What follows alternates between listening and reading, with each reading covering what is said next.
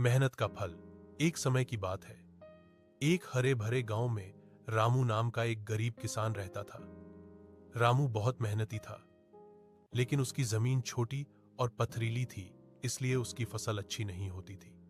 गांव के बाकी किसान उसे देखकर हंसते थे और कहते थे कि रामू को खेती छोड़ देनी चाहिए।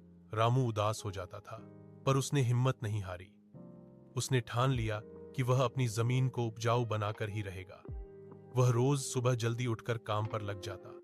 वह बड़े बड़े पत्थर हटाता, जमीन की गहरी जुताई करता और दूर नदी से पानी लाकर जमीन को सींचता। यह काम बहुत कठिन था, लेकिन रामू की लगन सच्ची थी। गांव के लोगों को यह सब देखकर आश्चर्य होता था।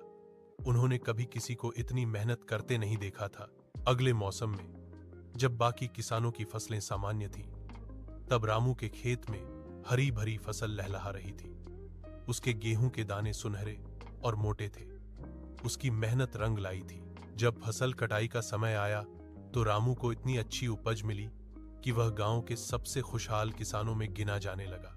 गांव वालों को अपनी गलती का एहसास हुआ और उन्होंने रामू से माफी मांगी।